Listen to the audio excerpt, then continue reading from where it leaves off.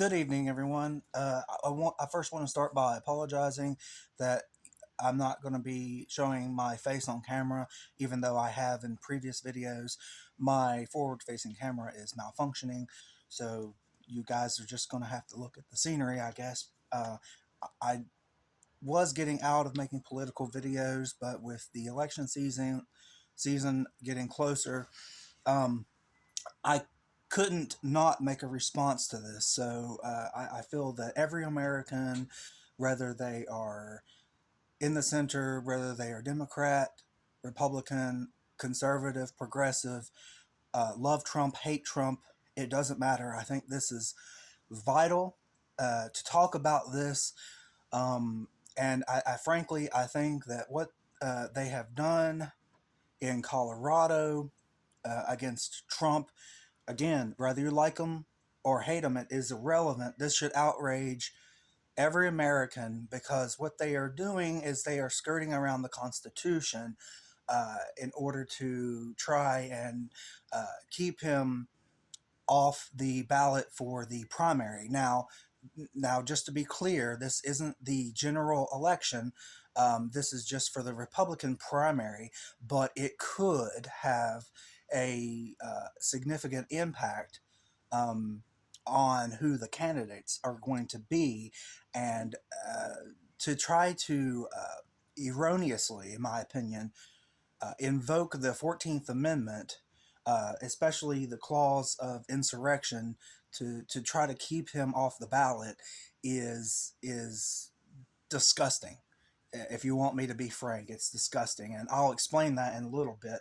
I am going to say this. I'm not going to go into great details about the events of January 6th, but I am going to say that regardless of what you think about the FBI being there or not showing all of the footage and welcoming people into the Capitol. I'm not going to go into details about that, but I am going to say this: we know that Trump did not commit insurrection.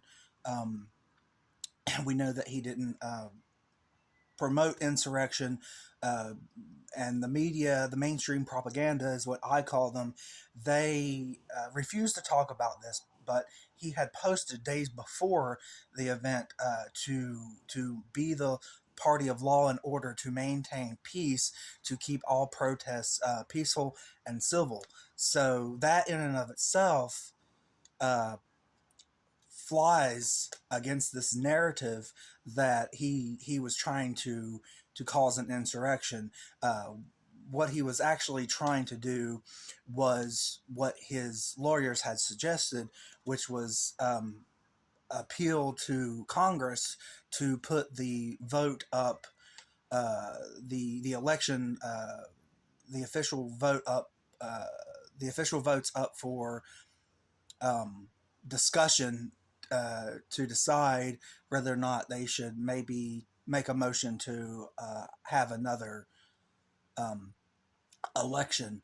Um, but regardless of how you feel about that, you cannot use his words that promote peace to say that that was an insurrection. And then again, on the day that January 6th happened, he said that we need to. That we're going to soon go down to the Capitol, but we're going to peacefully and patriotically make our voices heard. So no, in no way can you interpret that to mean, well, we're going to go and cause an insurrection. This is ridiculous narrative that's being pushed by the never Trumpers, the people on the left, and rhinos who just want to advance their own agenda instead of have integrity. Uh, and so um, they're using this clause in the Fourth Amendment, which I'm going to give a brief history on in just a moment, but they're using it um, to fight their political opponents, which they keep claiming that Trump is the fascist. Fascist. Trump is the one who is trying to stop political discourse, but every chance that they get, they keep coming up with some new way to stop him from running, some new hoax. or some fake information to make him look like he's the one who is trying to eliminate his political opponents, when we know that couldn't be further from the truth. Um, and then the other reason why this wasn't insurrection is, you have to understand, this wasn't a criminal trial. This was um, this was an impeachment trial, and he was acquitted. He was acquitted of impeachment.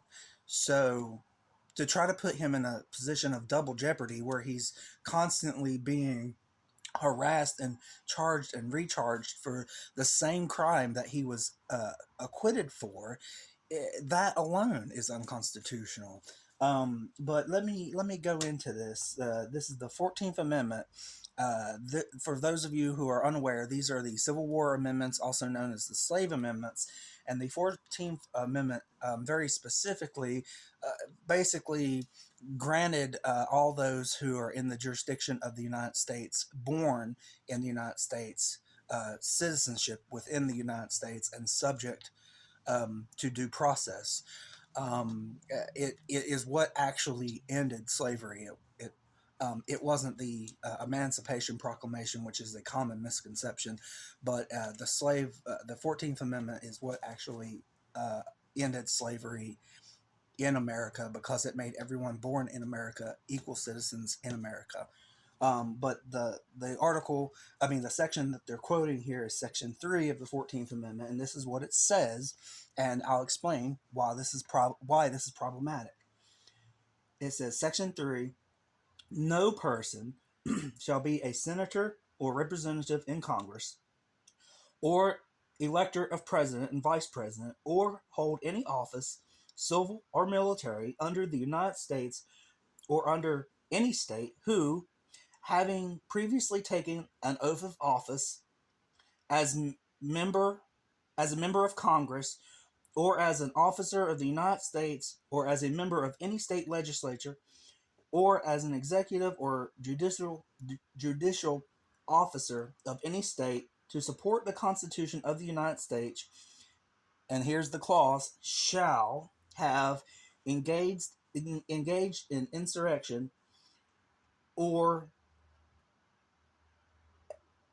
or given aid or comfort to the enemies thereof, but Congress may vote by 2/3 of each house to remove such disability. So that's a little interesting little caveat there at the end, is that Congress doesn't even have to pass an amendment to get rid of this nonsense. They can just vote to say, we're not going to hold him against them. But this being the Civil War amendments is important, because this was the spirit that Abraham Lincoln had when he basically told everyone, his soldiers, his generals, look, these people who have fought against us, yes, they're guilty of insurrection, but we need to heal as a nation. We need to move on. And so they gave them the ability to even just write this out of the amendment if they want to. And it wouldn't defy the amendment.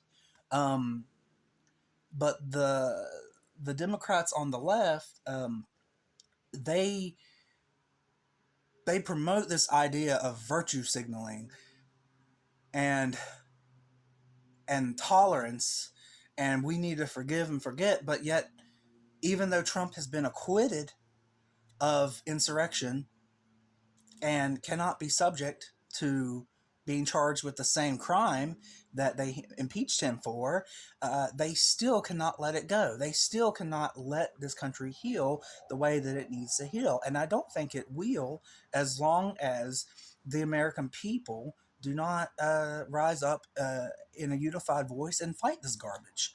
And I don't even know that, even if we do that, that there's anything that we can do.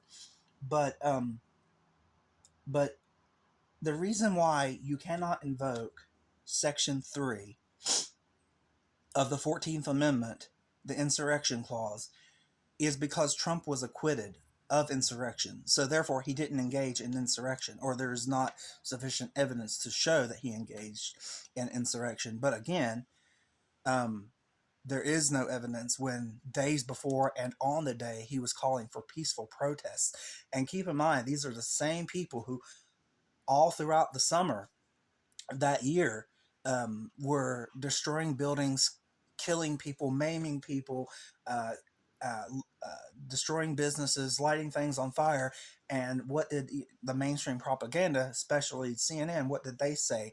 Mostly peaceful protests, fiery, but mostly peaceful protests. So they don't have a problem with people rioting and causing violence when it advances their agenda.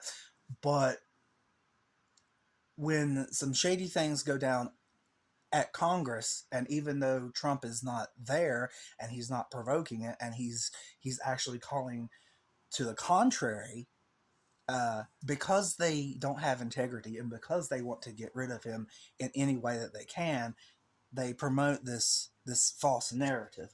So I think what needs to be done is, if you are in Colorado, and this needs to be nationwide, but if you're in Colorado, you need to speak out against this, whether you believe that Trump is guilty or not, for the simple fact that this creates a very dangerous precedence where anybody who's a political opponent can say anything. We're going to fight like hell, whatever it is.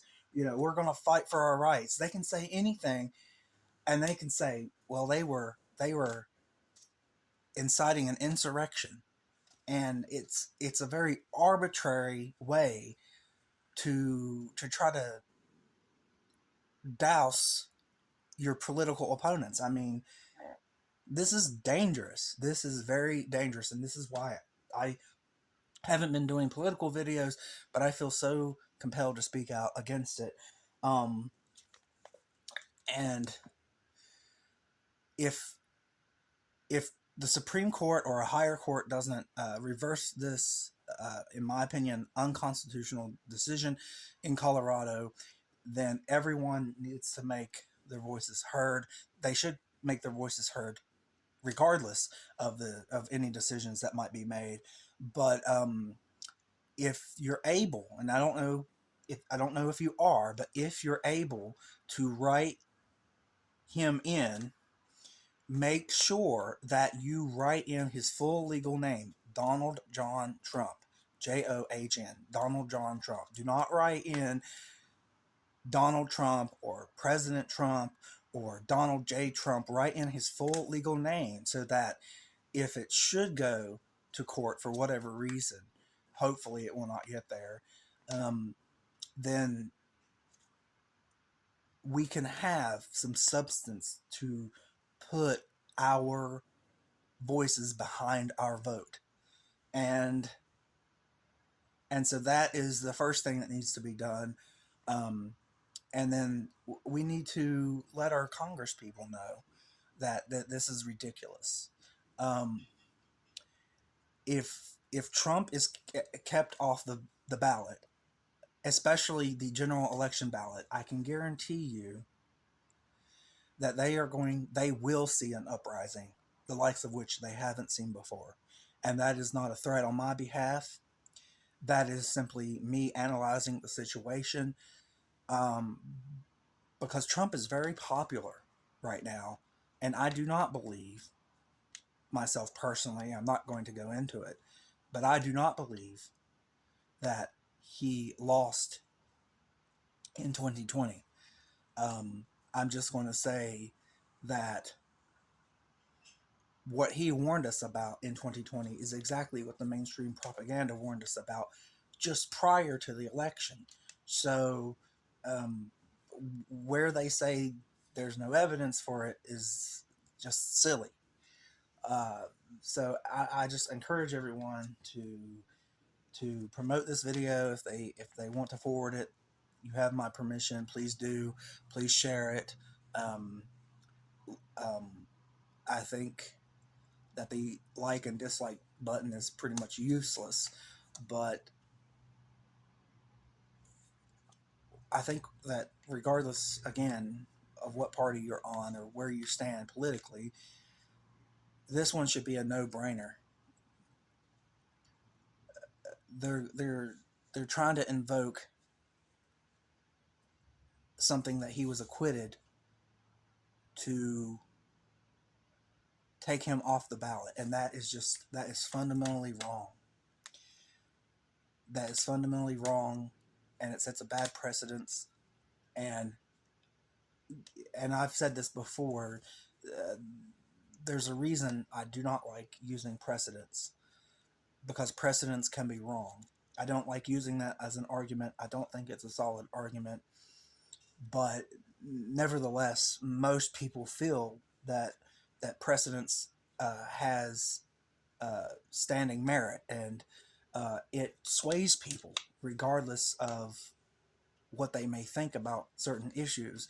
That does tend to sway people. So I'm sorry if I went on longer than I perhaps should have, but I'm just so passionate about this.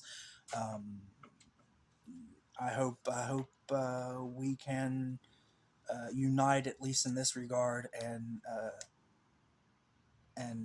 make sure that he is on the ballots, and then vote our conscience. We have to vote. We have to vote our conscience, not the party. Do not vote party. Both parties have messed up royally. Um, both parties are messed up royally, and so we should vote conscience. We should vote platform before party, and we shouldn't vote R or D just because somebody else is. We need to vote our conscience. That's all I have to say. I hope I didn't waste anyone's time. Thank you.